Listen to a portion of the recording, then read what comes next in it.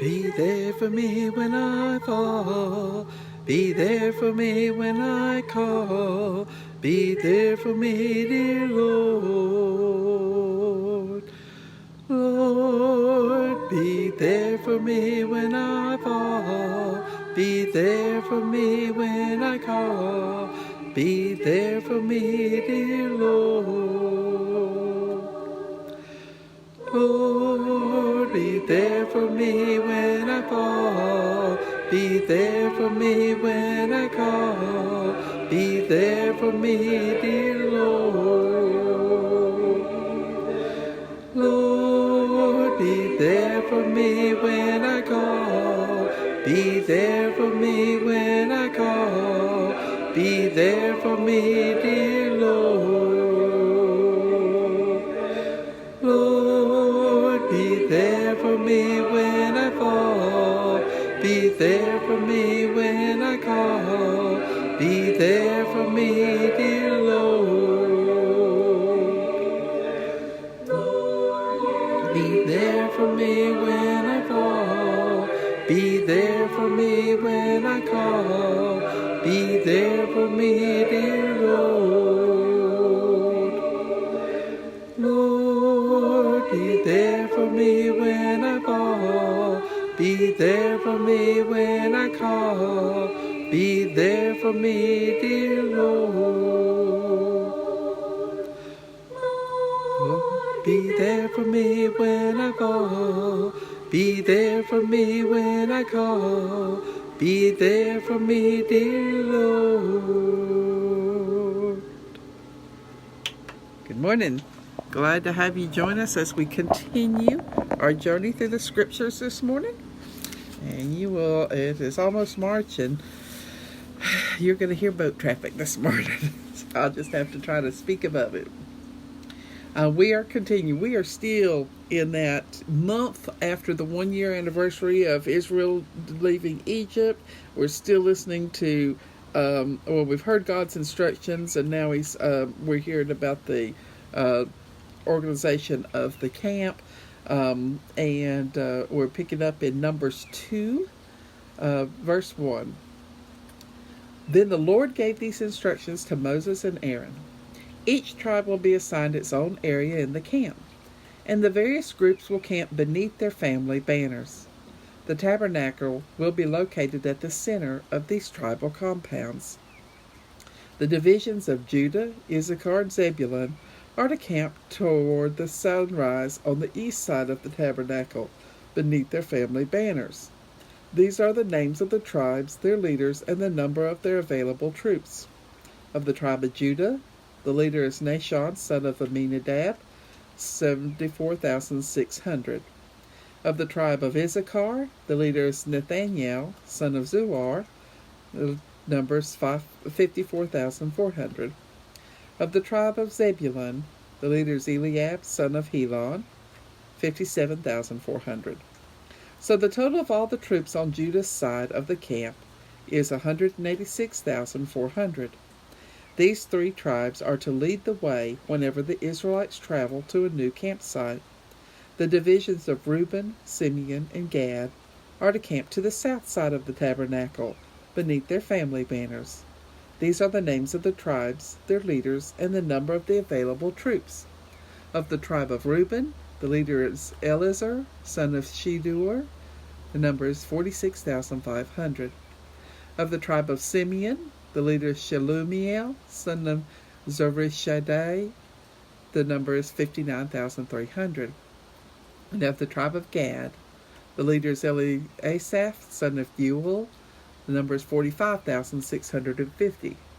So the total of all the troops on Reuben's side of the camp is 151,450. These three tribes will be the second in line whenever the Israelites travel. Then the Levites will set out from the middle of the camp with the tabernacle. All the tribes are to travel in the same order that they camp, each in position under the appropriate family banner. The divisions of Ephraim, Manasseh, and Benjamin are to camp on the west side of the tabernacle, beneath their family banners. These are the names of the tribes, their leaders, and the number of their available troops. Of the tribe of Ephraim, The leader is Elishama, son of Ammihud. The number is 40,500. Of the tribe of Manasseh, the leader is Gamaliel, son of Pedahzur. The number is 32,200. Of the tribe of Benjamin, the leader is Abidan, son of Gideoni. The number is 35,400. So the total of all the troops on Ephraim's side of the camp is 108,100, and they will follow the Levites in the line of march. The divisions of Dan, Asher, and Naphtali are to camp on the north side of the tabernacle, beneath their family banners. These are the names of the tribes, their leaders, and the number of their available troops. Of the tribe of Dan, the leader is Ahiezer, son of Ammishaddai. The number is 62,700. Of the tribe of Asher, the leader is Pagiel, son of Ochran. The number is 41,500.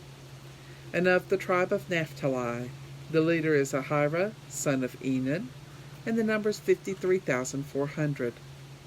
So the total of all the troops on Dan's side of the camp is 157,600. They are to bring up the rear whenever the Israelites move to a new campsite. In summary, the troops of Israel listed by their families totaled 603,550. The Levites were exempt from the census by the Lord's command to Moses. So the people of Israel did everything just as the Lord had commanded Moses. Each clan and family set up camp and marched under their banners exactly as the Lord had instructed them. The Levites appointed for service, beginning in Numbers 3, verse 1. This is the family line of Aaron and Moses, as it was recorded when the Lord spoke to Moses on Mount Sinai. Aaron's sons were Nadab, the firstborn, Abihu, Eleazar, and Ithamar. They were appointed and set apart to minister as priests, but Nadab and Abihu died in the Lord's presence in the wilderness of Sinai, when they burned before the Lord a different kind of fire than he had commanded. Since they had no sons, this left only Eleazar and Ithamar to serve as priests with their father Aaron. Then the Lord said to Moses, "Call forward the tribe of Levi, and present them to Aaron, the priest, as his assistants. They will serve Aaron and the whole community, performing their sacred duties in and around the tabernacle. They will also maintain all the furnishings of the sacred tent, serving in the tabernacle on behalf of all the Israelites. Assign the Levites to Aaron and his sons as their assistants. Appoint Aaron and his sons to carry out the duties of the priesthood. Anyone else who comes too near the sanctuary must be executed." And the Lord said to Moses, "I have chosen the Levites from among the Israelites as substitutes for all the firstborn sons of the people of Israel. The Levites are mine, because all the firstborn sons are mine. From the day I killed all the firstborn sons of the Egyptians, I set apart for myself all the firstborn in Israel, both of men and animals. They are mine. I am the Lord." The census of the Levites, beginning in Numbers 3, verse 14. The Lord spoke again to Moses there in the wilderness of Sinai. He said, "Take a census of the tribe of Levi by its families and clans. Count every male who is 1 month old or older." So Moses counted them, just as the Lord had commanded. Levi had 3 sons, who were named Gershon, Kohath, and Merari. The clans descended from Gershon were named for 2 of his descendants, Libni and Shimei. The clans descended from Kohath were named for 4 of his descendants, Amram, Izhar, Hebron, and Uziel. The clans descended from Merari were named for 2 of his descendants, Mali and Mushi. These were the Levite clans, listed according to their family groups. The descendants of Gershon were composed of the clans descended from Libni and Shimei. They were 7,500 males 1 month old or older among the Gershonite clans. They were assigned to the area to the west of the tabernacle for their camp. The leader of the Gershonite clans was Eliasaph, son of Lael, and these 2 clans were responsible to care for the tent of the tabernacle, with its layers of coverings, its entry curtains, the curtains for the courtyard that surround the tabernacle and altar, the curtain at the courtyard entrance, the cords, and all the equipment related to their use. The descendants of Kohath were composed of the clans descended from Amram, Izhar, Hebron, and Uziel. They were 8,600 males 1 month old or older among the Kohathite clans. They were responsible for the care of the sanctuary. They were assigned the area south of the tabernacle for their camp. The leader of the Kohathite clans was Elizaphan, son of Uziel. These 4 clans were responsible for the care of the ark, the table, the lampstand, the altars, the various utensils used in the sanctuary, the inner curtain, and all the equipment related to their use. Eleazar the priest, Aaron's son, was the chief administrator over all the Levites, with special responsibility for the oversight of the sanctuary. The descendants of Merari were composed of the clans descended from Mali and Mushi. These were 6,200 males 1 month old or older among the Merarite clan. They were assigned the area north of the tabernacle for their camp. The leader of the Merarite clans was Zuriel and Abihail. These 2 clans were responsible for the care of the frames supporting the tabernacle, the crossbars, the pillars, the bases, and all the equipment related to their use. They were also responsible for the posts of the courtyard and all their bases, pegs, and cords. The area in front of the tabernacle in the east toward the sunrise was reserved for the tents of Moses and Aaron and his sons, who had the final responsibility for the sanctuary on behalf of the people of Israel. Anyone other than a priest or Levite who came too near the sanctuary was to be executed. So among the Levite clans, counted by Moses and Aaron at the Lord's command, there were 22,000 males 1 month old or older. Redeeming the firstborn sons, beginning Numbers chapter 3, verse 40. Then the Lord said to Moses, "Now count all the firstborn sons in Israel who are 1 month old or older, and register each name. The Levites will be reserved for me as substitutes for the firstborn sons of Israel. I am the Lord. And the Levites' livestock are mine as substitutes for the firstborn livestock of the whole nation of Israel." So Moses counted the firstborn sons of the people of Israel, just as the Lord had commanded. The total number of firstborn sons who were 1 month old or older was 22,273. Now the Lord said to Moses, "Take the Levites in place of the firstborn sons of the people of Israel, and take the livestock of the Levites as substitutes for the firstborn livestock of the people of Israel. The Levites will be mine. I am the Lord. To redeem the 273 firstborn sons of Israel, who are in excess of the number of Levites, collect 5 pieces of silver for each person, each piece weighing the same as the standard sanctuary shekel. Give the silver to Aaron and his sons as the redemption price for the extra firstborn sons." So Moses collected redemption money for the firstborn sons of Israel, who exceeded the number of Levites. The silver collected on behalf of these firstborn sons of Israel came to about 34 pounds in weight, and Moses gave the redemption money to Aaron and his sons as the Lord had commanded. The word of God for the people of God. Thanks be to God.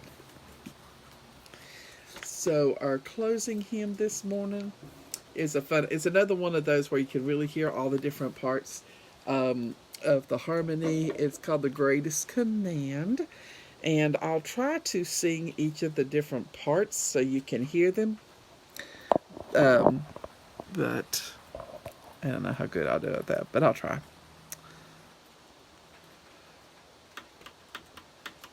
Here we go. One another, for love is of God. He who loves is born of God and knows God. He who does not love does not know God, for God is love. God is love. Love bears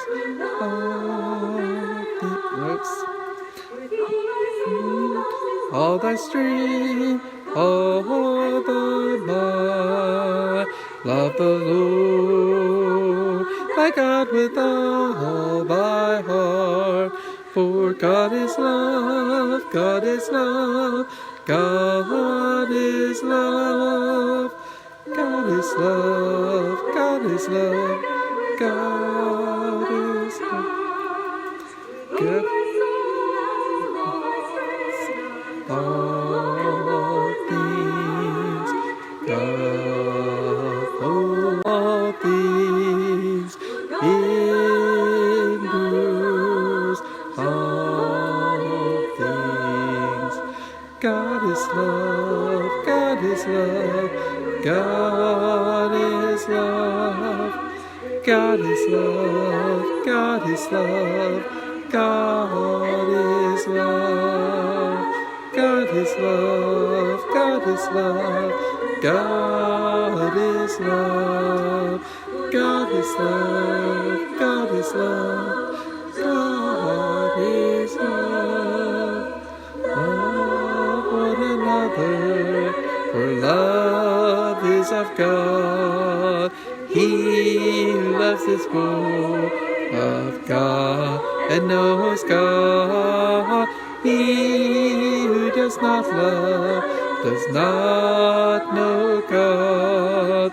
For God is love, God is love, God is love. Okay, so they totally didn't follow the order there, and I got all messed up. But anyway, hope you enjoyed that. Good morning, Shirley. Good morning, Jim and Peggy. Good morning, John. Good morning, Pam. Yeah, it's foggy here too. Glad you got sunshine coming out. We're not supposed to get it. It's supposed to rain all day today here, John. Good morning, Rhonda. Hope everybody has a wonderful day, and I'll see y'all back here tomorrow at 8 for the devotional again. Have a good day.